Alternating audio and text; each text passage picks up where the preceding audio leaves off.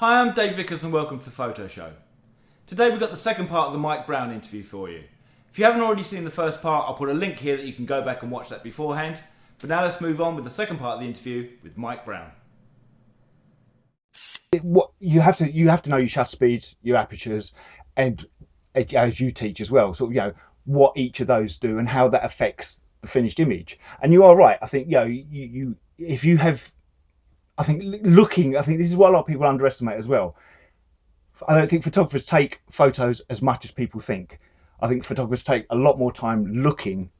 I know if I'm sort of somewhere, for example, you're shot on the wall here. I'm sure you didn't just walk up and say, I'm going to stand here and take that. You wandered around for a while, you had a look and thought, that's the angle I want to work at, and waiting for the world to fall in around the frame that you created. Absolutely. There's a video about that very thing. That's what that right. Okay. Is from. Yes. Exactly. Yeah. There's a two-part video. One is the research, walking around, figuring where to be, what time, because I don't want to get there when the sun's setting and go, what shall I do? Yeah. Oh, blimey, the sun's set, or a cloud's come along. I want to know where to go, what to do beforehand. Yes. Landscape is a massive. People think it's easy. You walk around with a camera and you go somewhere nice. Landscape photographers spend weeks researching and hiking and checking weather forecasts and finding locations and going back there at a different time of year when the light's in the right place and the sun's going to be right. And then they revisit it 5 times on that visit because it was blooming cloudy. Yes. High level landscape photography is, I think, it's not really my thing, because hardcore landscape, I love shooting landscape, but hardcore landscape like my buddy Tom Mackey does, it's not really my thing. The knowledge that man has and the time he spends gathering that knowledge about the locations, that's why his images just buzz. You're very similar to me. It's if I'm somewhere and the landscape is beautiful, it's beautiful lit, I'll take it. But I don't have the patience to sit around and wait for the day to fall in around. There's kind of other things. And for me, I much prefer working with people. I love landscape shots. But do. It is such a. This is the other thing as well with photography, I think. And it's kind of like a real challenge as well, though, visiting landscape locations when the light isn't perfect, when it isn't great, because then you can draw on all those other skills and think, well, okay, so how can I get something out of this? Yes. Yeah. Because I'm not going to do a Tom Mackey. I'm not going to come back here in 6 months. I'm not going to spend the next 4 days waiting for the light to be right to get a handful of shots of this location. And it's quite interesting to think, what can I do with this? How can I make it work? We did a little thing in that's an Iceland thing again, but we were on the ice beach and there's a lot of photographers and there's a lot of ice there. And I thought, how am I going to separate this? And in the end, to me, the picture that worked was just, I've found a lump of really crystal clear ice. About so big, sat it on. I manufactured a picture, but to me it said what the ice beach. Put it on top of a cloudy piece of ice. Yeah. With a little bit of red sunsetty light going on behind it to backlight it, and it allowed me to get rid of the clutter. And I'm not saying that's how to do it. It's just that's how I solved that problem on that occasion. Yeah, I mean that is another thing, and you obviously I would say from listening to that's something that's come from working in the commercial world. Yeah, where you are you turn up with very little brief, very little indication of what you're going to do in a location you don't know, and you've got to think on your feet. And I think again that's the thing where once you've got that basis of photography locked in, your mind's then free to turn up at a location and go, this will work, that will work, this probably won't work, and you can get. Just going to, I just want to bounce back on something you said that you talked about Tom Mackey and think, what about were there sort of any photographers that you looked at their kind of work that you influence what you do or that you enjoy? You sort of totally inspire to. What sort of photographers would? My I mean, there are some classical greats. Dorothea Lange from the FSA, I think it was called, survey or something like that. The 1930s, the sharecroppers, depression. Portrait photos she did. Cartier-Bresson. Now I have to say, Cartier-Bresson, I either kind of think I really like that, or I'm just like, I don't get it at all. I'm sorry, it just whizzes past me. Don't like it. The thing I find some of it I totally get, and his decisive moment thing. Yeah. is a biggie, because it's people are like, and I guess my all-time hero though is a Brazilian photographer called Sebastiao Salgado. He was one of the founder members of Magnum. The Brazilian mining, The Brazilian the miners, shine, that yes, huge work he yeah. did with Kodak, 5 years, called Yeah. Workers. If anybody wanted to look at an inspirational book about humanity and working and deeply moving black and white photos, documentary photos, I'd suggest go to the library and ask for Sebastiao Salgado's book Workers. Yes. Huge tome. You can buy it if you're rich enough and you're strong enough. But no, God, is that a great, powerful book? And he is my, I guess, all-time inspiration. That is. But I don't know about you, but I think it's one of the questions that come up on your Facebook about sort of people not feeling. I think every photographer at some point looks at their own work and goes, it's just not what I want it to be, or it's not. And I quite often find that sort of going and looking at photographers I really admire, going through, even things like that, the photo book, the one that's got the collection, the inspiration and things you can pull from that to bring into your own work. Your own work won't look like it, but totally. An amount of inspiration from that you can put into your own work is a huge advantage in photography. Absolutely, and I think it's also in studying.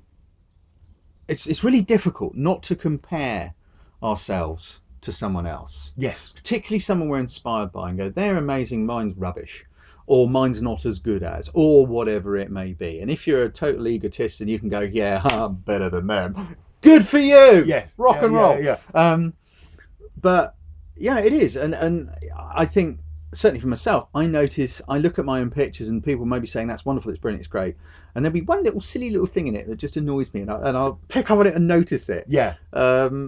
And maybe that's just natural. I think lots of us do it, and it's all part of growing. But I think also by looking at other photographers that we respect and admire, again, it's this thing in here. There's a place that I cycle past quite a lot, and I always looked at this little place with two little boats.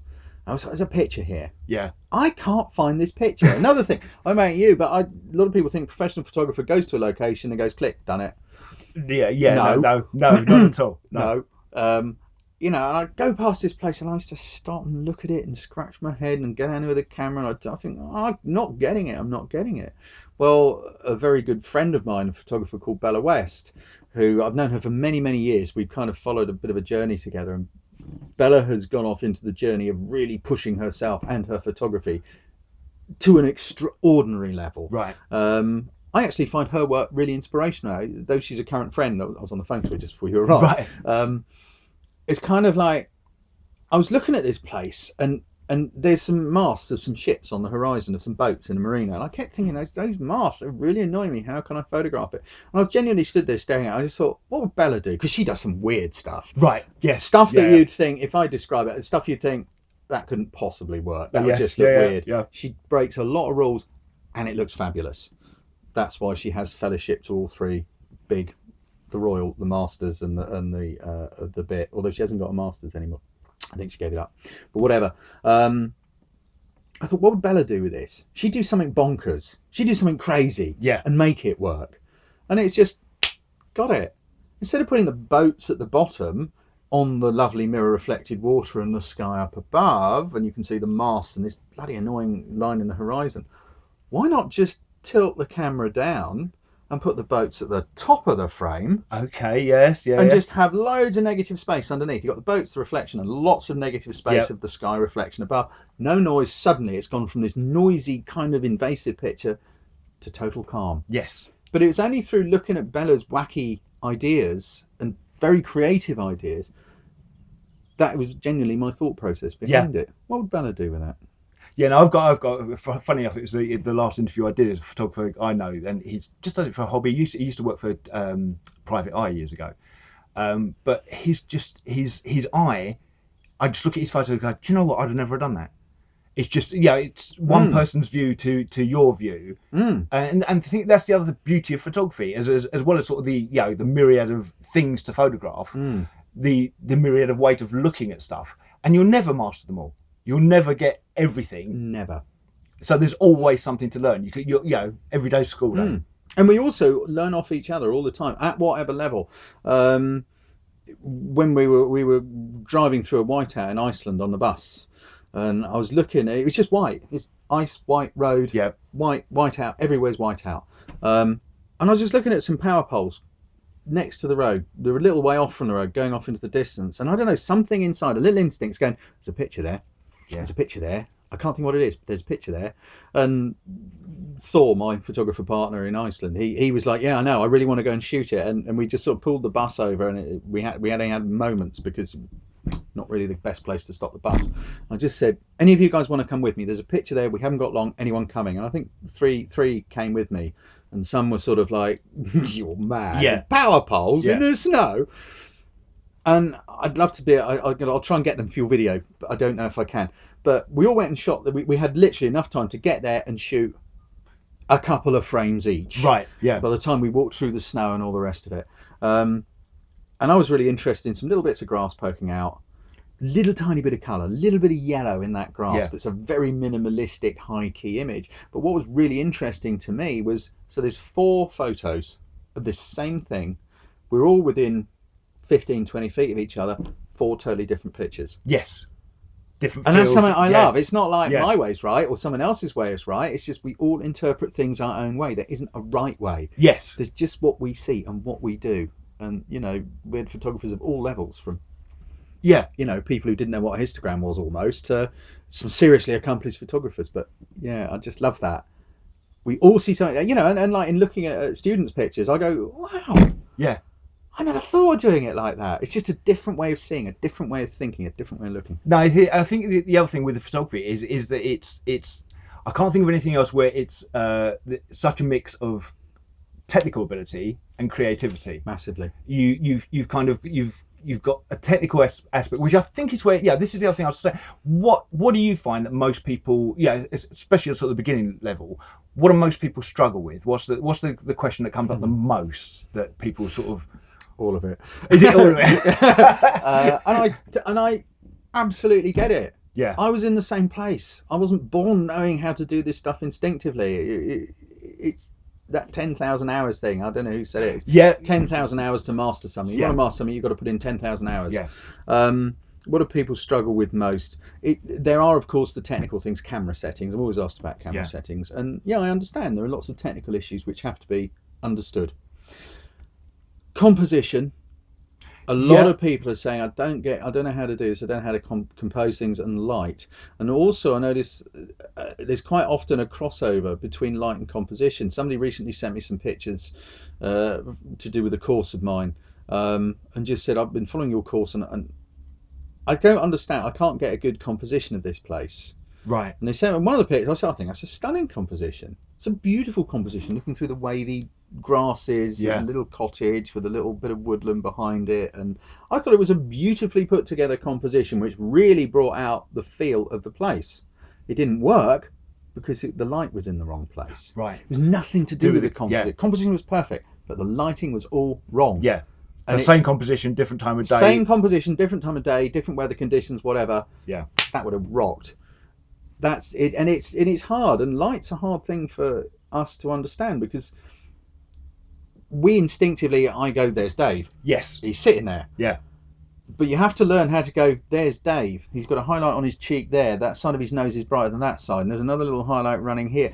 You have to learn to look. Yes. Yeah. Really look and understand what works. Well, this is it. I mean, it's something that sort of I try and explain to people, is that at its most basic, photography is recording light. Totally. That's, never That's mind what you're anything doing. else. That's all you're doing, is you're recording light. You're recording whether it's direct light or reflected light.